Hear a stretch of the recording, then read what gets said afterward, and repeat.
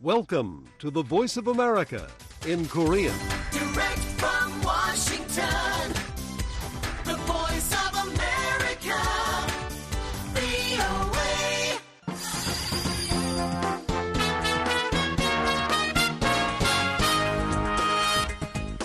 여러분 안녕하십니까?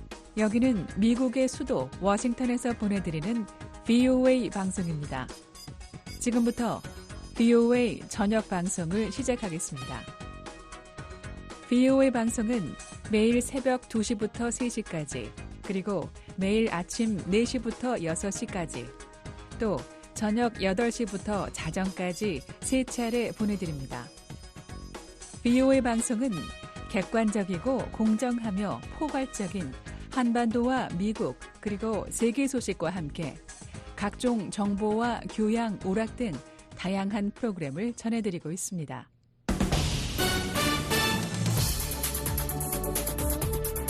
VOA 세계뉴스입니다.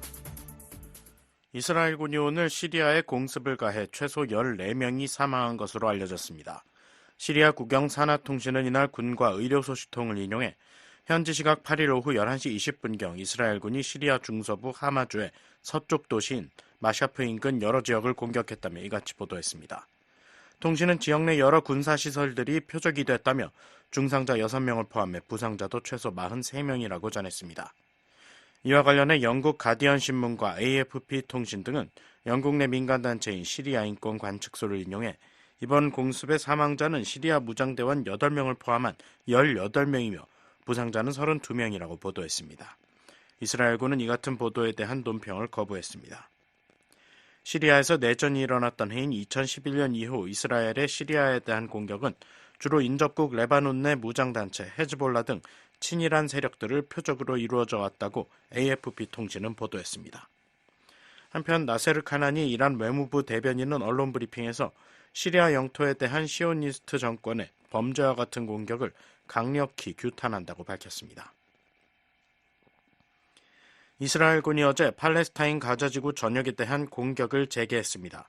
이스라엘군은 이날 성명에서 가자지구 남부 라파에 대한 공격을 통해 다수의 하마스 무장대원을 사살하고 관련 기반시설을 급습해 무기 등을 압수했다고 밝혔습니다. 이스라엘군은 또 가자지구 중부 누세이라트 난민촌에도 공습을 가해 다수의 사망자가 발생했다고 로이터 통신이 보도했습니다. 이 밖에 하마스가 통제하는 가자 보건당국은 북부 자발리아 난민촌에서 무하마드 모르시 가자 민간 응급 서비스 부국장과 일가족 4명이 이스라엘군의 공습으로 사망했다고 밝혔습니다. 가자 보건당국은 지난해 10월 개전 이후 팔레스타인인 사망자 수는 이날 기준 49,972명, 부상자는 94,761명으로 늘었다고 주장했습니다. 이는 무장대원과 민간인을 구분하지 않은 수치입니다. 유엔은 지난주 가자 중부와 남부의 어린이들을 대상으로 소아마비 예방접종을 잇따라 실시했으며 이 기간 접종 지역에서는 교전이 일시 중단됐었습니다. 이런 가운데 무장괴한 1명이 요르단강 서안지구 검문소에서 이스라엘 민간인 3명을 살해했다고 이스라엘 당국이 이날 밝혔습니다. 한편 중동 지역을 관할하는 미군 중부사령부는 보도자료에서 하루 사이 예멘 내 이슬람 무장조직 후티 반군 통제지역에서 드론 3기와 미사일 체계 2개소를 성공적으로 파괴했다고 전했습니다. 러시아군은 포크로우스크를 비롯한 우크라이나 동부 전선에 대한 공세를 강화하고 있다고 밝혔습니다. 러시아 국방부는 어제 성명에서 러시아군이 지역 내 우크라이나군의 철도와 도로 중심지인 포크로우스크에서 12km가량 떨어진 노보로디우카 마을을 점령했다고 주장했습니다. 반면 우크라이나군 총참모부는 노보로디우카를 포함해 포크로우스크 지역 전체에서 총 29건에 달하는 러시아군 진격 시도가 있었지만 모두 격퇴했다며 방어선을 사수하기 위한 조치를 계속하고 있다고 밝혔습니다. 2022년 2월 우크라이나를 불법 침공한 러시아는 현재 우크라이나 영토의 5분의 1을 점령했으며 루한시크와 도네츠크 등 동부 돈바스 지역 전체를 점령하기 위해 진격을 계속하고 있습니다. 러시아는 돈바스의 80%가량을 점령한 것으로 알려져 있습니다. 한편 북대서양조약기구 나토 회원국인 루마니아와 라트비아 정부는 이날 이른 시각 러시아군의 드론이 자국 영공을 침범했다고 밝혔습니다. 루마니아 영공을 침범했던 드론은 인접 우크라이나 방향으로 빠져나갔고 라트비아 영공을 침범한 드론은 라트비아에 추락했습니다. 이와 관련해 미르체아 지오아나 나토 사무차장은 무책임하고 잠재적으로 위험하다며 러시아를 비난했습니다. 다만 의도적인 공격 징후는 없었다고 밝혔습니다. 블라디미르 푸틴 러시아 대통령과 시진핑 중국 국가주석이 북한 정권 수립 기념일인 구구절을 맞아 김정은 국무위원장에게 축전을 보냈다고 세 나라 관영 매체들이 오늘 보도했습니다.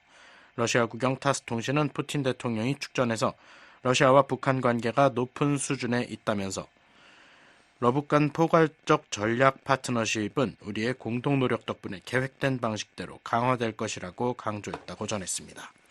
중국 관영 신화통신도 시 주석이 축전에서 올해는 중조 외교관계 설정 75돌이 되는 해이자 중조 친선의 해라며 이같이 전했습니다. VOA 세계뉴스 김시영입니다.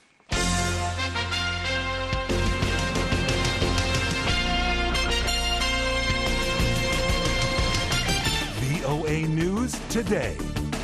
여러분 안녕하십니까? 2024년 9월 9일 월요일 VOA 뉴스투데이 1부 시작하겠습니다. 진행의 김영규입니다. 이 시간에 보내드릴 주요 소식입니다. 김정은 북한 국무위원장이 핵과 재래식 전력을 아우르는 각종 군사시설을 한꺼번에 둘러보는 군사 행보에 나섰습니다. 교전 중인 적대국으로 규정한 한국은 물론 대선을 앞둔 미국을 겨냥한 메시지가 담겨있다는 분석이 나옵니다.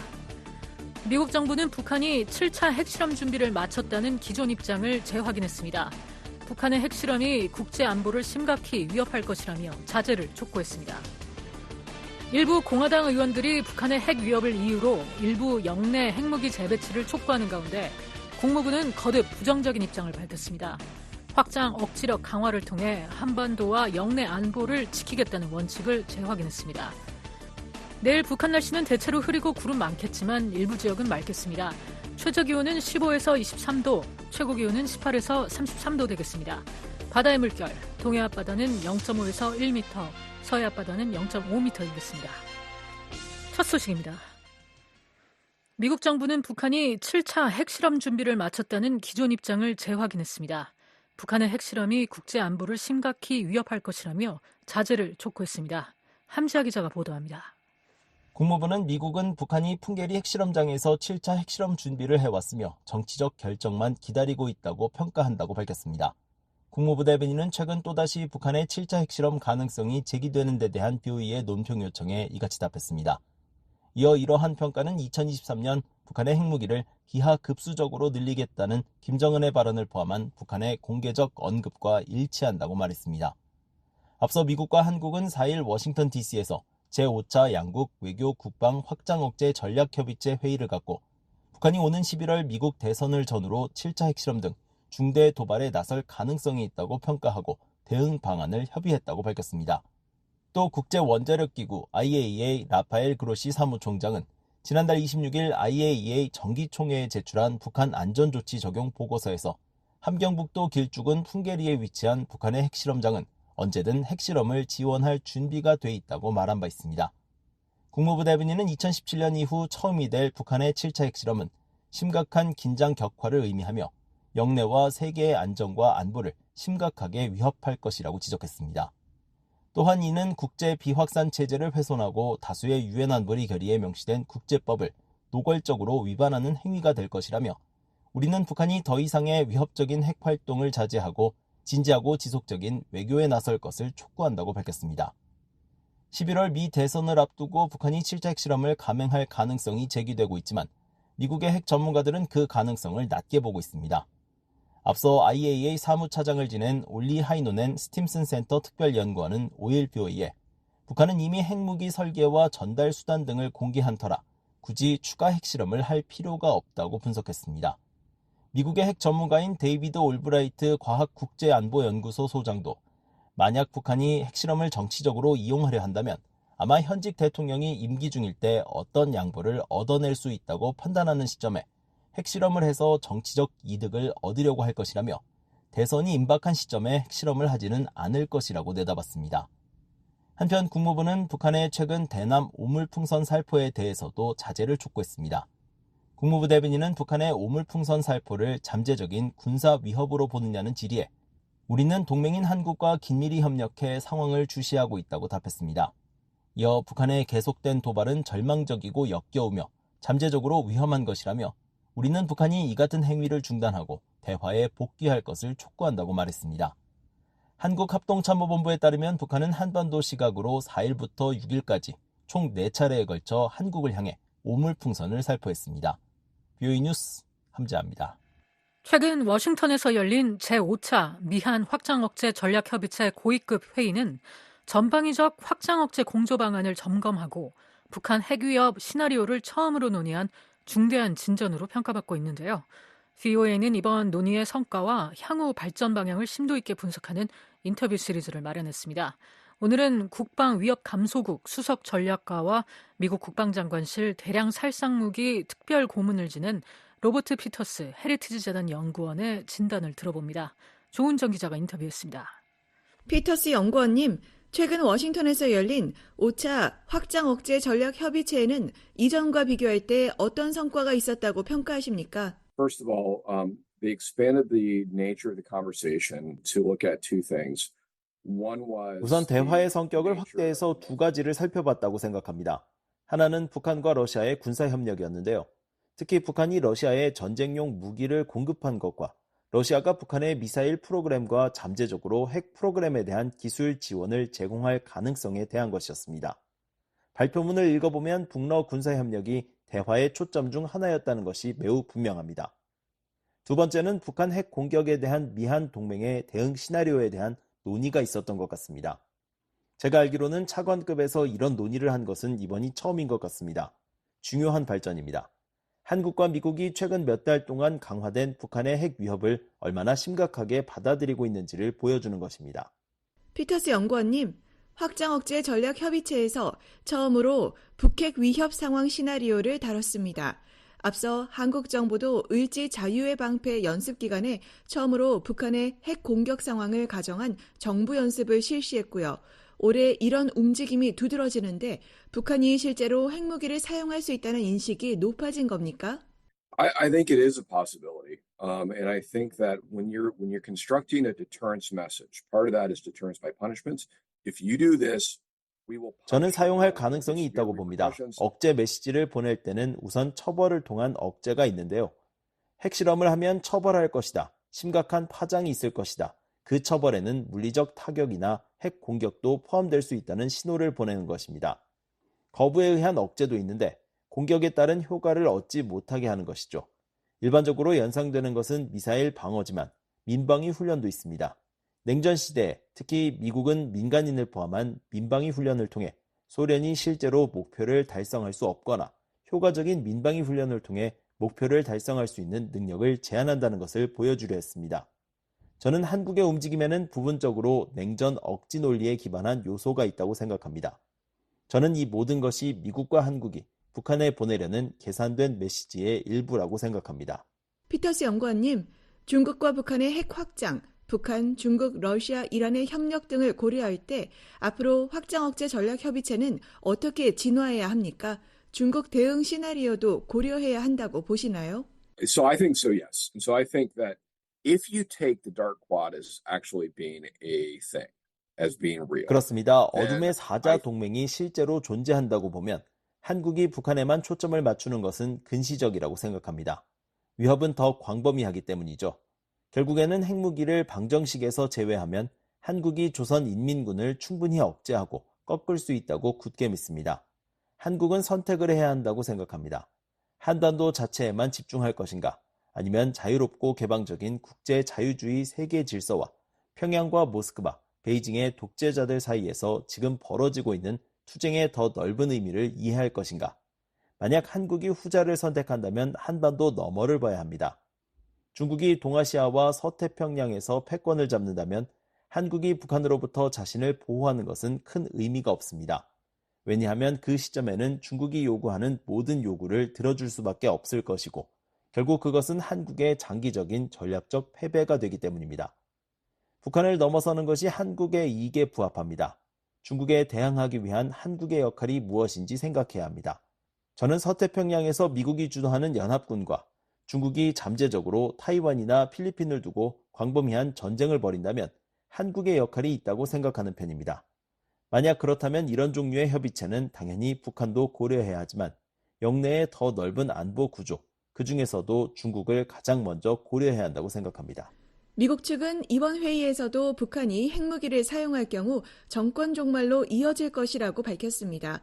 미국이 북한 정권을 종식시킬 수 있는 구체적인 방법은 무엇입니까? 한국과 일본 등으로의 파급을 최소화할 수 있습니까? So it's hard to end the regime without significant amounts of damage because what you're talking about is not only basically taking out the Kim family, but it's taking 지금 away 말씀하시는 것은 기본적으로 김씨 일가뿐 아니라 김씨 일가가 북한을 통제하는 데 사용하는 국가안보기구를 제거하는 것입니다. 따라서 상당한 피해 없이 북한 정권을 종식하는 것은 어렵습니다. 그래서 지휘본부, 보안군 사령부, 사단급 이하의 육군 군단, 그리고 평양 내의 수많은 목표물들을 제거하게 될 것입니다. 제대로 하려면 재래식 탄약과 핵무기를 함께 사용해야 할 것입니다. 그들이 핵무기를 발사하기 전에 말이죠. 미국이 북한 정권을 종식하는 것을 김 위원장이나 북한 정권이 보고만 있지는 않을 겁니다. 낙진을 최소화할 방법이 있습니다. 그리고 미국의 핵무기 전문가들과 모델링, 시뮬레이션 전문가들이 특정 핵 폭발에 대한 낙진을 최소화하기 위해 몇 가지 작업을 해왔다는 것을 알고 있습니다. 하지만 핵 보유국의 정권을 끝장내려는 시도는 지저분하고 끔찍해질 것이기 때문에 상당한 피해를 입히지 않을 수 없습니다. 대부분의 미국 정책 이반자들이 바라는 것은 김씨 정권이 어떤 형태나 방식으로든 내부적으로 종식되기를 바라는 것입니다. 미국 정책 이반자들은 북한과 유혈 충돌이 발생하면 핵 임계점까지 확전되는 상황이나 잠재적으로 중국과 전쟁하는 상황을 피하기 어렵다는 것을 알고 있기 때문이죠. 피터스 연구원님, 확장 억제 전략협의체 기자회견에서 한국의 자체 핵무장 요구에 대한 질문이 나왔고 한국 측은 전술핵 재배치를 포함한 핵무장은 현재로서는 한국 정부의 입장이 아니라고 답했습니다. 미국 측은 확장 억제 공약을 거듭 강조했고요. 워싱턴 선언 이후에도 한국 국민 70%가 핵무장을 원한다고 하는데 미국과 한국은 과연 이 목소리를 얼마나 더 외면할 수 있을까요? If those polling numbers stay the way they are for an extended period of time, the longer that goes on, the more chances you get in which 이런 여론조사 결과가 장기간 유지된다면 한국 정부가 이렇게 말할 가능성이 높아집니다. 미국의 공약을 확신할 수 없고 국민들이 원하기 때문에 우리도 독자적인 핵무장이 필요하다라고요. 그리고 궁극적으로는 그렇게 해야만 극한 상황에서 한국의 방어를 위해 핵무기 사용을 보장할 수 있다고 말이죠. 그래서 저는 미국인들이 계속해서 핵무기를 보유할 필요가 없다고 말하는 건 솔직히 좀 지나치다고 생각해요. 또 궁극적으로 미국 입장에서 문제를 더 키우게 될 수 있다고 생각합니다. 우리는 냉전 때 미군이 극단적인 상황에서 사용할 수 있는 핵무기를 미국의 통제하에 한국에 배치했습니다. 1990년대 초 냉전이 끝나고 위협 환경이 바뀌면서 핵무기가 제거됐죠. 그러나 북한의 핵무기와 중국의 핵 확장, 북러 관계 심화로 인해 위협 환경이 다시 변화했습니다. 그래서 저는 핵 위협에 대응해 핵무기가 억지력이 있다고 미국이 말할 때가 됐다고 생각합니다. 아울러 동맹국에 대한 중요한 보증 가치도 있죠. 냉전 시대에 핵무기를 전진 배치한 이유 중 하나는 한국 등 다른 국가들이 자체적인 핵무기를 보유할 필요가 없다고 설득하기 위해서였습니다. 따라서 악한 나라의 핵무기를 막는 것 외에 비확산에 관심이 있다면 핵태세를 바꾸는 것에 대해 진지하게 생각해야 하며 잠재적으로 전구 핵무기를 한국에 다시 도입하는 것도 포함할 수 있습니다. 그리고 그렇게 해야만 한다고 생각합니다. 지금까지 로버트 피터스 헤리티지 재단 연구원으로부터 확장 억제 전략협의체 5차 회의 결과에 대한 평가와 한국 핵무장론에 대한 미국의 선택에 대해 들어봤습니다. 2부로 브루킹스 연구소의 마이클 오헨런 선임 연구원의 의견 전해드리겠습니다. 일부 공화당 의원들이 북한의 핵위협을 이유로 일부 영내 핵무기 재배치를 촉구하는 가운데 국무부는 거듭 부정적인 입장을 밝혔습니다. 확장 억지력 강화를 통해 한반도와 영내 안보를 지키겠다는 원칙을 재확인했습니다. 이종훈 기자입니다. 미 국무부는 5일 한반도의 핵위협을 줄이는 유일한 효과적인 방법은 핵 확산을 억제하는 것이라고 믿는다고 밝혔습니다. 최근 제임스 리시 공화당 상원 의원이 북한, 중국, 러시아의 핵위협을 언급하며 태평양 정부의 핵무기를 재배치하는 방안을 제안한 데 대한 VOA의 논평 요청에 핵 확산 반대 입장을 재확인한 겁니다. 아울러 미국과 한국은 한반도의 완전한 비핵화라는 공동의 목표를 계속 추구하고 있다는 점을 상기시켰습니다. 대변인은 핵무기 영내제 배치 대신 동맹에 대한 확장 억지력 제공에 주력한다는 바이든 행정부의 안보 기조를 거듭 강조했습니다. 미국과 한국은 북한의 핵무기 프로그램에 대한 점점 더 공격적인 발언에 맞서 확장 억제를 강화하기 위해 계속 협력할 것이라는 설명입니다. 구체적 이행 방안으로는 협의와 계획을 심화하고 미국 전략 자산의 전개 빈도와 강도를 높이며 변화하는 위협 환경에 대응할 수 있도록 테이블탑 훈련을 확대하고 있다는 예를 들었습니다. 앞서 상원 외교위 공화당 간사인 제임스 리시 의원은 지난달 29일 바이든 행정부의 새 핵무기 운용 전략과 관련한 VOA의 논평 요청에 중국과 러시아, 북한이 핵 역량을 강화하고 있다며 미국의 핵태세는 이런 심각한 위협에 맞춰 조정돼야 한다고 답했습니다. 특히 우리의 동아시아 동맹국들은 중국과 러시아뿐만 아니라 핵무기를 빠르게 증강하고 다각화하는 북한에 대해서도 우려하고 있다며 확장 억지력을 강화하기 위해 태평양 정부의 핵무기 재배치를 고려해야 한다고 강조했습니다. 아울러 이 문제에 대해 동맹국들과 논의를 심화하는 것이 금기시돼선 안 된다고 덧붙였습니다. 미국 뉴욕타임스 신문은 지난달 20일 바이든 행정부가 북한과 중국의 급격한 핵 역량 증대에 대응하기 위해 새로운 핵무기 운용 전략을 승인했다고 보도했습니다. 이에 대해 션 세버 백악관 국가안보회의 대변인은 다음 날인 21일 VOA 뉴스센터에 보낸 성명에서 이 새로운 지침이 어떤 특정 단체나 국가, 위협에 대한 대응책이 아니다라고 해명했습니다. 최근 의회에선 공화당 의원들을 중심으로 한반도의 전술핵 재배치 방안을 고려해야 한다는 주장이 잇따라 제기되고 있습니다. 상원 군사위 공화당 간사인 로저 위커 의원은 지난 5월 대규모 방위 투자 계획을 발표하고 한반도 전술핵 재배치를 고려해야 한다고 제안한 바 있습니다. 한미 연합사 작전참모 출신인 데이빗 맥스웰 아태전략센터 부대표는 VOA의 통화에서 미국이 제공하는 확장 억지가 북한을 억제하기에 충분하다고 평가하면서도 미국은 항상 변화하는 안보 환경에 맞춰 전력 태세를 조정하고 상황을 재평가해야 한다고 강조했습니다. I think extended deterrence is sufficient, but we always have to be adapting. We have to be assessing the conditions. 브루스 베넬 랜드 연구소 선임 연구원은 북한의 핵무기 증대를 억제할 수 있는 조치를 미국이 준비하고 있다면 한반도에 전술핵을 재배치할 필요는 없을 것이라고 말했습니다. 그러나 북한은 계속해서 더 많은 핵무기를 생산하고 있다고 경고했습니다. Not necessary if the U.S. is prepared to do what is required. 베넬 선임 연구원은 한반도 전술핵 재배치와 관련된 구체적인 분석이 여전히 부족하며 이를 위한 옵션을 준비해야 한다고 덧붙였습니다. VOA 뉴스 이존입니다. 미국과 한국, 일본의 외교 당국자들이 6일 서울에서 북한 사이버 위협에 대응하기 위한 3차 실무그룹 회의를 열고 3국 간 협력을 조율했습니다. 미국 국무부는 이날 보도자료를 통해 실무그룹은 북한이 불법 대량 살상 무기 및 탄도미사일 프로그램 자금 조달에 사용하는 악의적 사이버 활동, 정보기술 인력, 제3국 조력자를 통한 수익 창출 및 자금 세탁 능력을 방해하기 위한 3국 협력 강화의 실질적 진전을 검토했다고 밝혔습니다. 또한 실무그룹을 통해 북한의 암호화폐 탈취 방지, IT 노동자 네트워크 교란, 북한 사이버 위협에 대한 파트너들의 참여 유도, 미한일 3국 역량 강화 지원 노력 등 캠프 데이비드 정상회의에서 구축된 역사적 협력을 재확인했다며 광범위한 3국 조치에 대해 지속적으로 조율할 것이라고 말했습니다. 이날 회의에는 세스 베일리 미국 국무부 대북 특별부대표와 한국의 이준일 외교부 한반도 정책국장, 일본의 구마가이 나오키 외무성 사이보 정책대사를 대표로 3국의 정부 부처 및 유관 기관들이 대거 참여했습니다. 한국 외교부도 이날 보도자료를 통해 3차 실무그룹 회의에서 세 나라가 북한의 사이버 활동에 대한 정보를 교환하고 효과적인 차단 방안을 논의했다고 설명했습니다. 또한 법 집행, 민간 기업과의 협력, 독자 제재, 국제사회 사이버 보안 역량 강화 등 북한 사이버 위협 대응을 위한 다양한 주제를 논의했다고 전했습니다. 일본 외무성도 이날 보도자료를 통해 3국이 사이버 분야를 포함해 유엔 안보리 결의에 따라 북한의 완전한 비핵화를 위해 긴밀히 계속 협력해 나갈 것임을 재확인했다고 밝혔습니다. 미한일 북한 사이버 위협 실무그룹 회의는 지난해 8월 열린 캠프 데이비드 미한일 정상회담 당시 3국 정상이 북한의 사이버 위협에 대응해 공조를 강화하기로 합의한 데 따른 후속 조치로 지난해 12월 출범했습니다.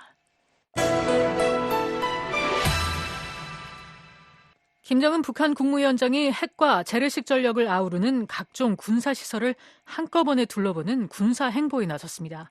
교전 중인 적대국으로 규정한 한국은 물론 대선을 앞둔 미국을 겨냥한 메시지가 담겨 있다는 분석입니다. 서울의 김환용 기자 연결해 자세한 내용 알아보겠습니다. 김환용 기자. 네, 서울입니다. 네, 김정은 북한 국무위원장이 광폭의 군사행보를 벌였다고요? 네, 그렇습니다. 북한 대외관용 조선중앙통신과 노동당 기관지 노동신문은 김정은 국무위원장이 오진우 포병 종합군관학교와 해군기지 부지, 선박 건조시설, 제2경제위원회 산하 국방공업기업소를 각각 시찰했다고 8일 보도했습니다. 9일 정권 수립일을 앞두고 각종 군사시설을 잇따라 방문한 사실을 공개한 겁니다. 북한 매체들은 김 위원장이 찾은 해군기지나 국방공업기업소에 대해선 명칭과 위치, 방문 일자를 공개하지 않았습니다. 조선중앙통신에 따르면 김 위원장은 해군기지 부지 시찰에서 가까운 기간 내 현존 함선 계류시설 능력으론 수용할 수 없는 대형 수상과 수중 함선들을 보유하게 된다며 최신형 대형 함선들을 운용할 해군기지 건설은 초미의 과제라고 말했습니다. 김 위원장은 국방공업기업소에선 새로 개발, 생산 중인 무장 장비들을 점검하고 하반기 무장 장비 생산 실태를 파악했습니다. 김 위원장은 지난 5월에도 국방공업기업소를 방문해 상반기 무기 생산 실태를 점검한 바 있습니다. 김 위원장은 또 지난 6일 오진우 포병 군관학교를 둘러본 뒤 포병으로 진격로를 열고 포병으로 적을 압승하며 전승의 축포도 쏘자는 게 당의 포병 철학이라고 강조했습니다. 오진우 포병학교는 과거 김일성 주석의 동생 이름을 딴 김철주 포병 종합군관학교에서 2013년 이후 명칭 변경이 확인된 군사학교로 김 위원장의 방문이 공개된 건 집권 이후 처음입니다. 네, 김 위원장의 이런 광폭의 군사시설 시찰, 특별히 주목할 만한 건 없었나요? 전문가들은 노동신문에 실린 국방공업기업소 현장 사진에 주목했습니다.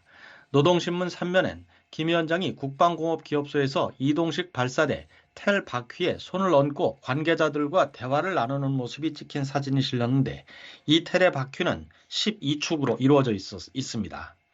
북한 텔 중 12축짜리가 공개된 것은 이번이 처음으로 새로운 대륙간 탄도미사일을 개발 중임을 시사한 것이라는 분석입니다. 기존 북한 텔 중 바퀴 축수가 가장 많았던 건 11축에 화성 17형 ICBM을 싣는 텔이고 화성 18형의 경우 9축 바퀴 텔을 활용해 왔습니다. 한국 정부 산하 국책연구기관인 통일연구원 조한범 박사는 텔의 바퀴 축수가 늘어났다는 건 기존 화성 17, 18형보다 더 큰 ICBM을 개발 중이라는 이야기라며 북한이 이를 공개한 건 대선을 앞둔 미국에 대한 경고 메시지라고 말했습니다. 바퀴 12축짜리는 당연히 대미용 ICBM이라고 볼 수 있거든요. 따라서 어쨌든 미국에 대한 공격 능력, 다시 말해서 북한이 미국을 압박할 수 있는 능력을 지금도 지속적으로 비축하고 있다, 개발하고 있다, 이런 메시지를 전달한다 이렇게 될 수 있죠.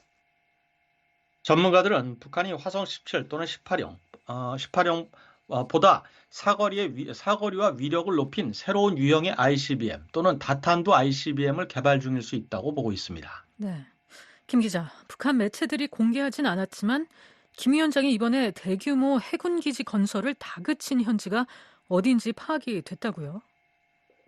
네, 미국의 북한 전문 사이트 38로스는 8일 상업위성 사진 분석을 토대로 김 위원장이 최근 시찰한 해군기지 부지가 원산만에 위치한 답촌에 있는 오래된 해군 호버크래프트, 즉 공기부양정 시설이라는 분석 결과를 내놨습니다. 38로스에 따르면 호버크래프트가 인근 다른 항구로 옮겨가면서 2015년부터 본격적인 공사가 시작돼 2019년에 현지의 부두 시설이 갖춰졌습니다.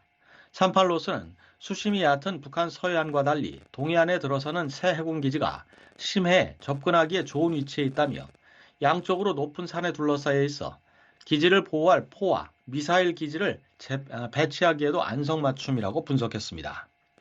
또 2015년 시작된 답촌항의 해군기지 공사가 중간에 몇 년간 중단되면서 느리게 진행됐지만 지금 있는 부두도 이미 대형 군함 여러 척을 수용할 수 있는 정도이며 김 위원장의 방문을 계기로 건설 활동이 크게 확대될 것이라고 전망했습니다.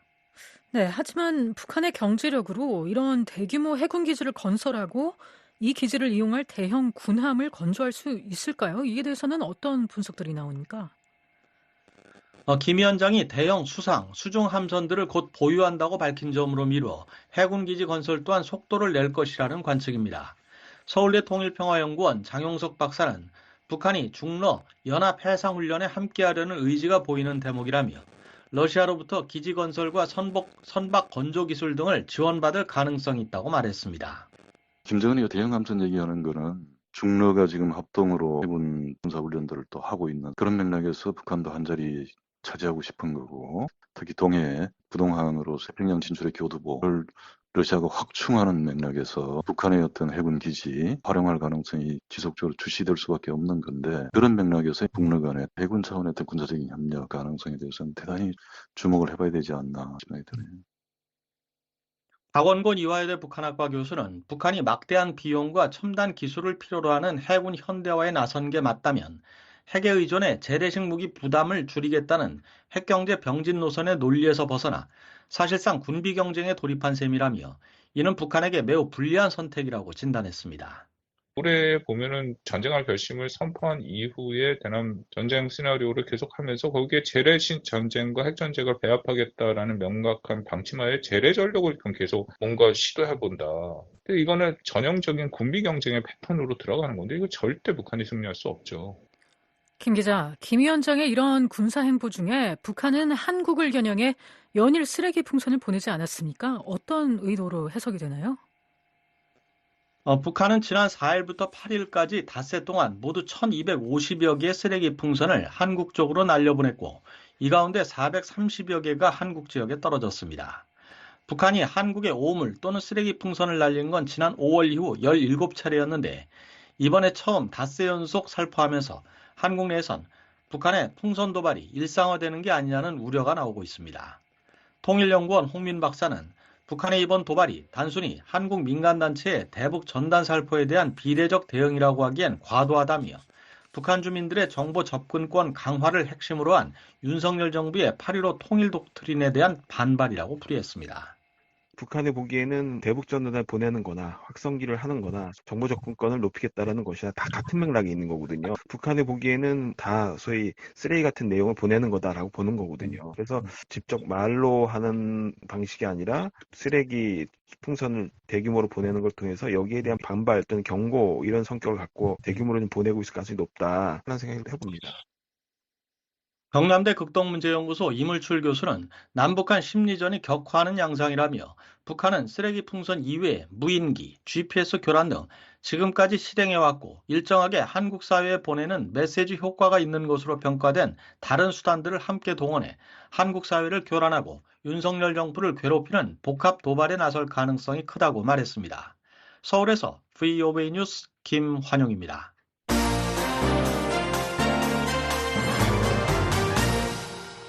북한 자강도에서 발생한 대규모 수해로 인해 미사일 생산기지를 포함한 군수 공장들이 큰 피해를 입은 것으로 보입니다. 공장 건물이 붕괴하거나 도로와 다리가 유실되면서 가동 중단이 불가피했을 것으로 관측됩니다. 함지아 기자가 보도합니다. 북한 자강도 전천읍 일대를 촬영한 6일자 플래닛랩스의 위성사진에 빨간색과 청록색 지붕의 여러 건물이 밀집한 지역이 보입니다. 이곳은 북한의 포탄과 미사일 생산기지로 알려진 전천 28 기계공장으로 지난 7월 말 내린 폭우로 물이 불어난 장자강변에 위치해 있습니다. 온전한 듯 보이지만 자세히 살펴보면 중심부 공터에 이전에 없던 파란색 띠 형태의 물체가 식별됩니다. 이는 북한 내 다른 수해 지역에서도 관찰된 천막촌과 유사해 이 지역이 수해로 피해를 입었음을 시사합니다. 더욱이 공장 앞을 지나던 65국도는 수해로 유실돼 흔적만 남아 있습니다. 이 도로는 공장과 연결되는 유일한 진입로였기 때문에 물자 수송이 차단된 상태입니다. 인근 강을 건너는 두 개의 다리 역시 도로와의 연결이 끊어졌으며 공장 북쪽에 위치한 건물 몇 채도 사라진 것이 위성사진으로 확인됐습니다. 전천 28 기계공장은 북한이 대륙간 탄도미사일 ICBM과 이동식 미사일 발사대를 생산해온 핵심 군수기지로 알려져 있습니다. 위성사진만으로 공장 내부의 정확한 피해 규모는 알 수 없으나 도로의 유실로 인해 미사일 제조를 위한 물자의 이동이 차단됐고 발사대도 공장 외부로 반출되지 못하는 상태인 것으로 보입니다. 이 공장에서 서쪽으로 약 3km 떨어진 지점, 도로를 따라가면 약 5km 거리에 또 다른 미사일 발사 관련 시설이 위치해 있으며 이곳 역시 수해 피해를 입은 것으로 보입니다. 2017년 화성 14형 ICBM과 2021년 극초음속 미사일이 발사된 이곳의 6일자 위성사진을 보면 인접한 마을의 약 150채 주택이 사라진 모습이 포착됩니다. 수해로 마을이 초토화된 것입니다. 이로 인해 미사일 개발 및 운용 인력이 거주하던 주택들도 피해를 입었을 가능성이 큽니다. 자강도 강계시에 위치한 또 다른 군수공장도 피해를 입었습니다. 7월 16일자 위성사진에서는 온전했던 공장 건물이 8월 7일 촬영된 사진에서는 일부 사라지고 도로와 연결된 다리도 끊어진 상태가 확인됐습니다. 이후 한 달이 지난 현재까지도 공장 가동은 어려울 것으로 보입니다. 자강도는 장자강을 따라 전천읍과 강계시, 성간읍 등의 군수공장이 밀집한 지역으로 다른 군수시설들도 수해 피해를 입었을 가능성이 있습니다. 일부 언론에 따르면 북한 당국은 수해로 인해 군수공장 갱도에 물이 차면서 폭약을 폐기해야 하는 상황에 처했습니다. 한국 언론에 따르면 한국국가정보원은 최근 국회 정보위원회 보고에서 실질적으로 피해가 많이 발생한 자강도에 대해 북한이 일절 언급과 외부 노출이 없다며 흥미롭고 특이하다고 평가했습니다. 아울러 자강도가 군수공장 밀집 지역이라는 점에서 공장 피해와 군수물자 제조 및 북러 무기거래 차질 등의 가능성을 염두에 두고 동향을 추적 중이라고 밝혔습니다. 또한 국정원은 수해 책임을 물어 자강도 노동당 간부들이 처형됐다는 동향도 보고했습니다. 북한의 이런 대응은 최근 자강도 지역에서 벌어지고 있는 중대한 상황을 반영하는 것으로 보입니다. 국무부 대변인은 5일 북한의 간부 처형 동향과 관련한 BOE의 논평 요청에 북한에서 공개 처형 건수가 계속 증가하면서 공포와 억압 환경이 심화하고 있다며 북한은 공정한 재판을 포함한 적법 절차에 대한 개인의 권리를 체계적으로 부인하고 있다고 답했습니다. BOE 뉴스 함지아입니다. 유엔 안보리 의장국을 맡은 슬로베니아가 전문가 패널 해체로 대북 제재 이행을 감시할 기준점을 잃었다고 우려했습니다. 북한의 핵 프로그램이 전 세계적인 안보 위협을 초래하고 있는 만큼 모든 대안을 검토해야 한다고 강조했습니다. 안소영 기자가 보도합니다. 주재 슬로베니아 대표부는 6일 유엔 안전보장이사회 9월 의장국으로서 한반도의 상황을 면밀히 주시하고 있다고 밝혔습니다. 슬로베니아 대표부는 의장국의 이달 작업 계획에는 북한 관련 브리핑이 포함되어 있지 않지만 한반도 상황을 주시하고 있다면서 필요시 안보리 이사국들과 협의해 언제든 회의를 소집할 수 있다고 설명했습니다. 이런 입장은 9월 안보리 의장국으로서 북한 관련 사안을 어떻게 다룰 계획이냐는 BOE의 질문에 답하면서 나왔습니다. 슬로베니아 대표부는 러시아의 반대로 지난 4월 대북제재위원회 산하 전문가 패널이 해체된 데 대해 깊은 우려를 표했습니다. 슬로베니아는 국가 차원에서 전문가 패널 부재와 관련된 우려를 공유하고 있으며 패널이 해체됨으로써 제재 이행 감시에 있어 신뢰할 수 있는 기준점을 잃게 됐다는 설명입니다. 이어 북한의 핵무기 프로그램은 국경을 넘어선 안보적 영향을 미치고 안보리뿐만 아니라 더 광범위한 유엔 회원국들도 대북 제재 감시 및 이행에 이해관계를 갖고 있다며 이를 고려할 때 모든 옵션이 논의 테이블에 위에 있어야 한다고 강조했습니다. 또한 슬로베니아는 유엔을 중심으로 한 다자주의를 신뢰하며 유엔과 관련된 모든 옵션이 아직 다 소진되진 않았다고 확신한다고 덧붙였습니다. 한편 지난 3월 28일 유엔 안보리에서 전문가 패널 임기 연장안이 러시아의 거부권 행사로 부결되면서 미국과 한국, 일본은 대체 방안을 모색해왔습니다. 한국 외교부는 지난달 미국 국무부 동아시아 태평양 담당 차관보 데니얼 클린턴 브링크, 한국 외교전략정보본부장 조구레, 일본 외무성대항주 국장 나마즈 히로유키가 새로운 대북 제재 감시 체계를 연내에 설립하기로 합의했다고 발표했습니다. BOA 뉴스 안소영입니다. 중남미 국가 니카라과가 북한의 정권 수립 기념일을 축하하고 협력 의지를 강조하는 대통령 친서를 공개했습니다. 최근 니카라과는 한국 주재 대사를 돌연 경질하고 북한 대사관을 새로 개설하는 등 대북 친화 외교를 강화하고 있습니다. 조상진 기자가 보도합니다. 니카라과의 다니엘 오르테가 대통령과 로사리오 무리오 부통령이 5일 공개 서한을 통해 북한의 9월 9일 정권 수립 기념일을 축하했습니다.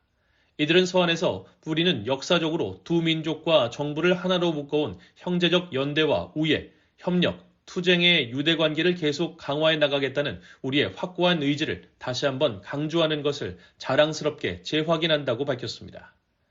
오르테가 대통령과 무리오 부통령의 서명과 함께 영문으로 공개된 이번 서한에는 김일성 주석과 김정일 국방위원장, 김정은 국무위원장에 대한 찬사와 북한에 대한 우호적 표현들이 담겨 있습니다. 과거 북한 정부가 우호국 정상들의 친서나 축전을 공개한 적은 있지만 니카라과처럼 발신국이 직접 공개한 적은 드물어 그 배경이 주목됩니다. 니카라과는 최근 북한과의 외교 관계를 강화하면서 한국과의 외교에서 거리를 두는 등 대북 친화적 접근을 분명히 하고 있습니다. 지난 4월 오르테가 정부는 재정 악화를 이유로 한국 주재 니카라과 대사관을 폐쇄하고 관보를 통해 한국 주재 대사 임명도 철회한다고 발표했습니다. 니카라과 정부는 한국과의 외교 관계를 유지하겠다 밝혔지만 외교 공간이 폐쇄됨에 따라 실무는 제3국에 주재하는 대사가 겸임하는 등 양국 간 외교 활동에 차질이 빚어지고 있습니다. 반면 북한과는 올해 초 새롭게 대사관 설치에 합의했고 지난 7월에는 신임 마누엘 모테스토 문기아 마르티네즈 북한 주재 대사가 부임했다고 북한관영 노동신문이 보도한 바 있습니다. 니카라과는 오르테가 대통령이 1980년대 첫 집권한 이후 꾸준히 북한과 긴밀한 관계를 유지해온 중남미의 대표적 반미 국가로 분류됩니다. 한때 1995년 북한과의 외교 관계를 단절했으나 2007년 오르테가가 재집권한 이후 쿠바, 러시아, 북한과의 외교 관계를 복원하며 다시 친북 외교 노선을 강화했습니다. 최근 들어 오르테가 정부는 북한과의 협력을 더욱 가속화하며 대북 친화 외교를 본격화하는 행보를 이어가고 있습니다. BOA 뉴스 조상진입니다. 북한 라진항의 무기 의혹 거래 부두에 또다시 대형 선박이 입항했습니다. 최근 이 일대에서 컨테이너가 급격히 늘어나 선박 왕래도 잦아질지 주목됩니다. 함지아 기자입니다. 북한 라진항에서 6일 대형 선박이 포착됐습니다. 이날 라진항을 촬영한 플래닛랩스의 위성사진에는 북한 전용으로 분류된 부두에 길이 110m에 달하는 선박이 정박한 모습이 찍혔습니다. 선박은 적재함 2개를 개방하고 있으며 바로 앞 부두에 쌓인 컨테이너 더미도 확인됐습니다. 선박이 컨테이너를 싣고 있는 것으로 추정됩니다. 앞서 BOA는 이 일대에 컨테이너가 급속히 쌓이고 있다는 위성사진 분석 결과를 5일 보도한 바 있습니다. 그리고 실제로 하루 만에 대형 선박이 이 부두에 들어온 것입니다. 잇따른 선박의 등장으로 인해 북러 무기거래 지속 의혹은 한층 더 짙어지고 있습니다. 백악관은 지난해 북한이 러시아에 컨테이너 1000개가 넘는 분량의 군사장비와 탄약을 제공했다며 라진항에서 약 6m 표준 규격 컨테이너 300여 개가 적재되는 모습을 담은 위성사진을 공개했습니다. 당시 이 컨테이너들은 러시아 선박에 실려 러시아 항구로 운송된 뒤 열차를 통해 우크라이나 전선으로 이동한다고 보고됐습니다. 이후 BOA는 지난해 8월 26일 대형 선박이 라진항에서 포착된 이후 이곳에서 선박이 정기적으로 드나드는 장면을 지속적으로 발견해 보도하고 있습니다. 올해 들어서만 21척의 선박이 이 부두를 오간 것으로 확인됐습니다. 한국 언론에 따르면 최근 한국 국방부 국방정보본부는 북한이 라진항을 통해 13,000개 이상의 컨테이너를 러시아로 보냈다고 밝혔습니다. 이 컨테이너들이 152mm 고폭탄으로 가득 차 있다고 가정할 때 약 600만 발 이상을 운송할 수 있는 규모라는 설명입니다. 북한과 러시아가 실제로 라진항을 통해 무기를 거래했다면 이는 명백한 유엔 안보리 결의 위반입니다. 유엔은 다수의 결의를 통해 북한의 무기 수출을 엄격히 금지하고 있습니다. 북한과 러시아는 무기 거래 사실을 부인하고 있습니다. 김남혁 유엔 주재 북한 대표부 서기관은 유엔 총회 회의에서 우리는 러시아와 무기 거래를 한 적이 없으며 앞으로도 그럴 계획이 없다며 이러한 의혹을 적대 세력의 음모라고 주장했습니다. We have never had arms dealings with the Russian Federation and that we have no plan to do so in the future either. We strongly denounce 바실리 네벤자 유엔 주재 러시아 대사도 7월 안보리 의장 자격으로 개최한 기자회견에서 우리는 대북 제재 체제를 위반하고 있지 않으며 제기되는 모든 의혹은 물적 증거로 입증되지 않았다고 반박했습니다. BOA 뉴스 함지아입니다. 미국 국무부는 최근 북한 10대 소녀들이 한국 드라마를 시청했다는 이유로 북한 당국으로부터 처벌을 받는 영상이 공개된 것과 관련해 특히 젊은 층을 포함한 개인들이 외국 미디어를 접했다는 이유로 가혹하게 공개 처벌을 받는다는 보도에 여전히 우려한다고 밝혔습니다. 국무부 대변인은 6일 VOA의 관련 서면 질의에 이같이 답하면서 우리는 북한 안팎으로 독립적인 정보의 흐름을 늘리기 위해 전념하고 있다고 말했습니다. 앞서 한국 KBS는 한국 드라마를 시청하고 이를 유포한 혐의로 북한 10대 여학생들에게 법적 처분이 내려지는 장면이 담긴 영상을 공개했습니다. 여학생들의 손목에는 수갑이 채워져 있었으며 이들의 실명과 가족의 신상 정보까지 공개됐습니다. 이 영상은 북한 주민과 군인 교육용으로 2021년에 제작된 것으로 전해졌습니다. 체코 정부가 미국과 프랑스의 반대에도 불구하고 한국 기업과의 원전 건설 계약을 확실히 성사시키겠다는 강력한 의지를 표명했습니다. 경쟁사의 압박 속에서도 한국과의 협력에 대한 흔들림 없는 입장을 재확인했습니다. 조상진 기자입니다. 체코 외무부는 6일 체코는 미국 웨스팅하우스와 프랑스 전력공사의 이의 제기에도 불구하고 한국 수력 원자력과의 최종 계약이 성사될 것으로 확신하고 있다고 밝혔습니다. 이런 입장은 미국과 프랑스가 한국의 체코 원전 계약의 우려를 제기하고 체코 반독점 당국이 이에 대한 조사를 시작한 데 대한 VOA의 서면 질의에 답하면서 나왔습니다. 최근 체코 국가안보 보좌관이 한국을 방문해 양국의 원전 건설 사업 최종 계약 의지를 밝힌 데서 한 걸음 더 나아간 것입니다. 앞서 토마시 포야르 체코 국가안보 보좌관은 지난 4일 방한해 윤석열 대통령을 예방한 자리에서 체코는 한국과 두코바니 원전 건설 사업 최종 계약을 체결하게 될 것으로 확신한다고 말했다고 한국 대통령실은 전한 바 있습니다. 체코 정부는 앞서 지난 7월 자국 두코바니 신규 원전 건설 사업의 우선 협상 대상자로 한수원 등 팀 코리아를 선정하고 내년 3월까지 협상을 마무리해 오는 2036년까지 첫 원자로를 건설한다는 방침을 밝혔습니다. 그러나 입찰 경쟁에서 탈락한 미국 원전기업 웨스팅하우스와 프랑스 전력공사가 체코 정부의 결정에 지난주 이의를 제기하고 체코 반독점 사무소에 진정서를 제출했습니다. 이에 따라 체코 반독점 당국은 지난 3일 성명을 통해 한수원의 체코 원전 사업 수주에 대한 미국 등의 이의 신청에 대한 행정 절차를 시작했다고 발표해 한국 내에서 계약에 차질이 빚어질 수 있다는 우려가 제기됐습니다. 특히 웨스팅하우스는 한수원이 자사의 원천 기술을 무단으로 사용했으며 따라서 한국의 원전 수출에는 자사의 허락이 필요하다고 주장하고 있습니다. 이에 한국 정부는 미국 정부와 웨스팅하우스를 상대로 설득 작업을 계속해온 것으로 전해졌습니다. 체코 외무부는 한국 측의 우려에 대해 이는 한국이 자체적으로 해결할 문제일 뿐 체코와의 계약에는 영향을 미치지 않을 것이라는 입장을 분명히 했습니다. 체코 외무부 대변인은 관련 질문에 우리는 한국 측이 그들의 우려와 관련해 직면한 모든 도전과 과제를 성공적으로 해결할 것이라고 확신한다며 체코가 해결해야 할 문제는 없는 것으로 안다고 답했습니다. 더 나아가 2015년 전략적 동반자 관계를 선언한 이후 양국은 다양한 분야에서 새로운 협력 기회를 성공적으로 발굴해 왔으며 한국의 체코에 대한 투자 수준이 그 자체로 이를 증명한다면서 양국의 굳건한 협력 의지를 강조했습니다. 이어 향후 우선 협력 분야는 다가오는 고위급 방문 시 발표될 예정이라며 얀 리파브스키 체코 외무장관의 한국 방문 소식을 전했습니다.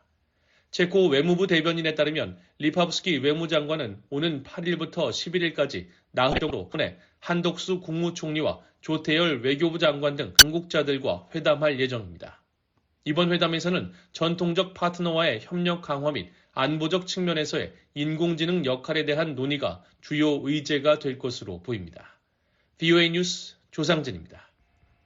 미국 정부는 러시아가 제3국을 통해 제재를 우회하고 해외 금융 시스템을 악용하고 있다고 지적했습니다. 러시아가 군사 산업 기반을 지원하기 위해 제재 회피 행위에 관여할 경우 해당 금융기관도 제재 대상이 될 수 있다고 경고했습니다. 조상진 기자입니다. 미국 재무부는 제재를 피하기 위해 새로운 해외 지점과 자회사를 설립하려는 러시아 금융기관들의 시도에 대해 외국 규제 당국과 금융기관들의 경계를 강화할 것을 촉구했습니다. 재무부 해외자산 통제실은 최근 발표한 주의보를 통해 러시아는 제재를 회피하고 군수산업 기반을 지원하기 위한 조달을 지속하기 위해 제3국을 점점 더 많이 활용하고 있다고 밝혔습니다.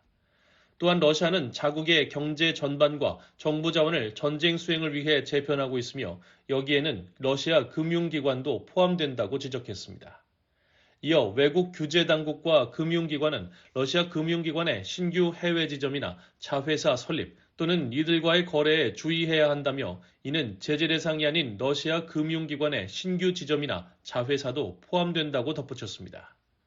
재무부는 러시아 금융기관의 해외 지점이나 자회사에 대해 계좌 유지, 자금 이체, 결제 처리, 무역금융, 보험 등과 같은 거래나 금융 서비스를 제공하는 모든 해외 금융기관이 제재 대상이 될 수 있다고 경고했습니다.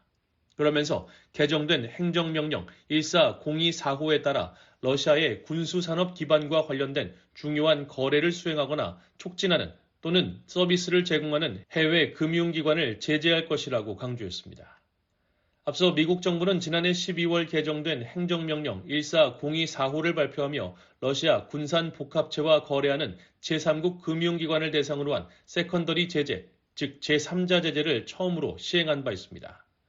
이 행정명령은 올해 1월 북한의 탄도미사일을 러시아로 이전하고 시험에 관여한 러시아 기업 3곳과 개인 1명에 대한 제재, 그리고 2월 대북 무기 수출에 관여한 러시아 물류회사 3곳과 한국 기업 1곳에 대한 제재 조치의 근거가 됐습니다.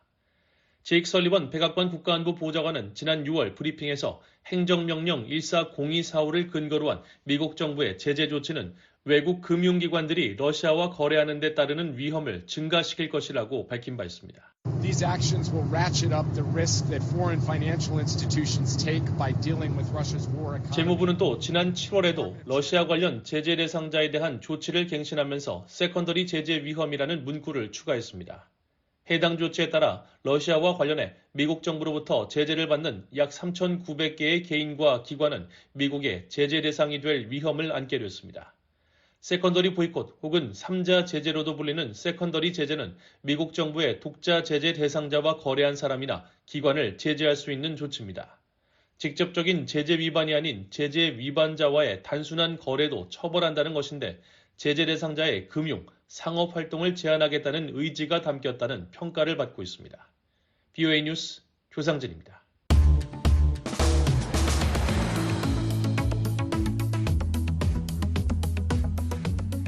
한국 내 주요 뉴스를 전해드리는 한국은 지금입니다. 윤국한 기자 나와 있습니다. 안녕하세요. 예, 안녕하세요. 네, 오늘은 어떤 소식이 있습니까? 네, 내년도 의과대학 정원을 2천여 명 증원하기로 한 올해 초 한국 정부의 발표 이후 계속되고 있는 정부와 의료계의 갈등과 이에 따른 의료 공백 사태에 관한 소식입니다.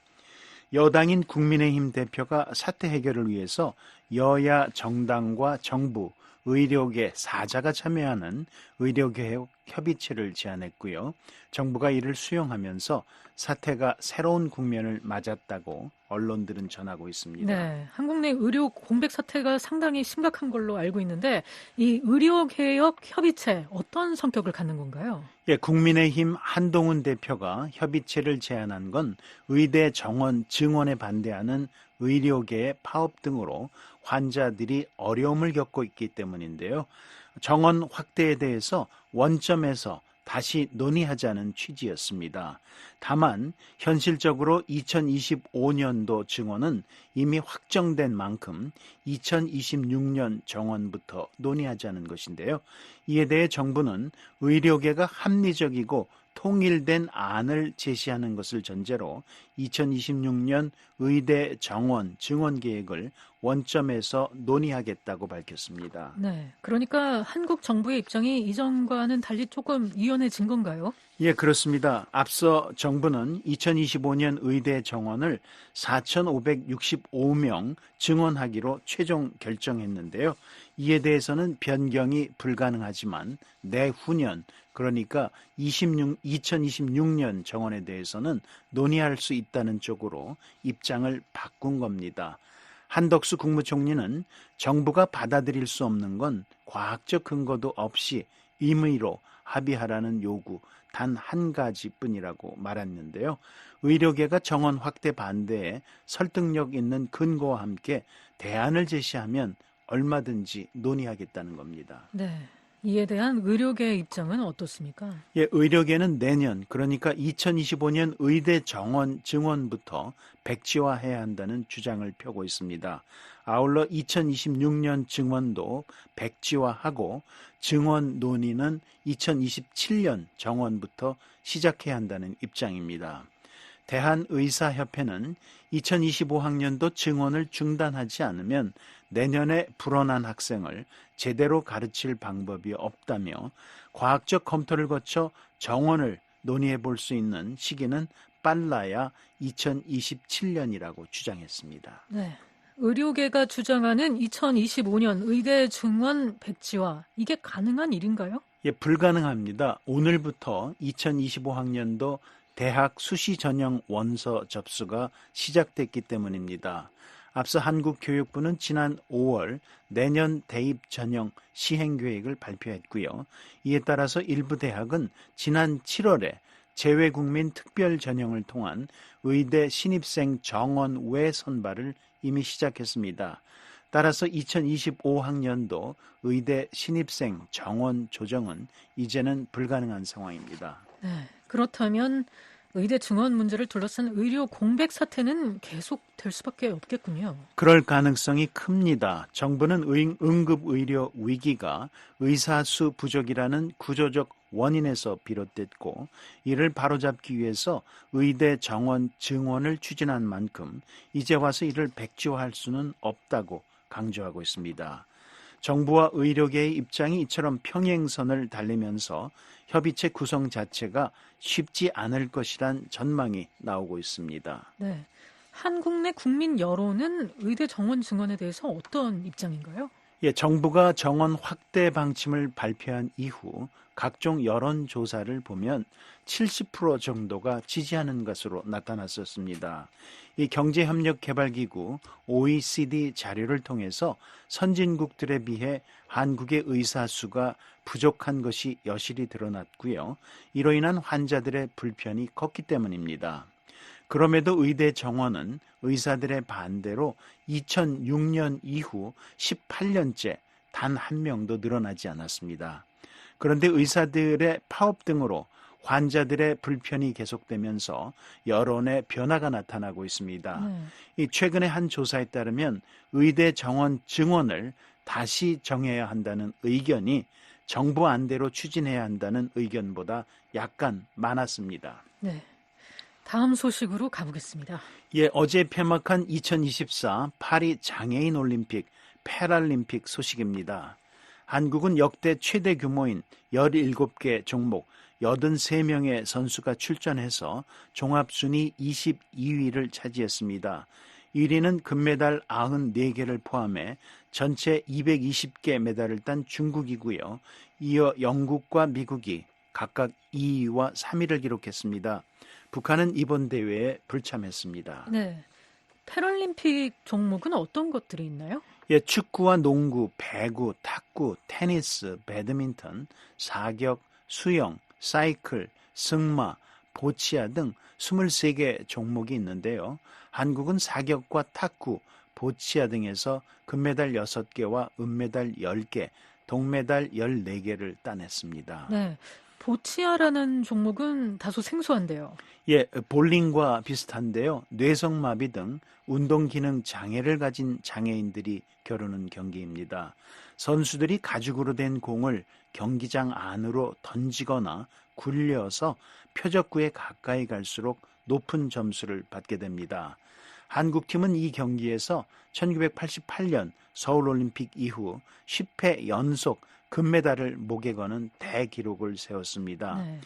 윤석열 한국 대통령은 메시지를 통해 한국 선수단의 한 경기가 모두 감동의 드라마였다며 선수 모두에게 뜨거운 박수를 보낸다고 말했습니다. 네, 한국은 지금 윤국한 기자였습니다.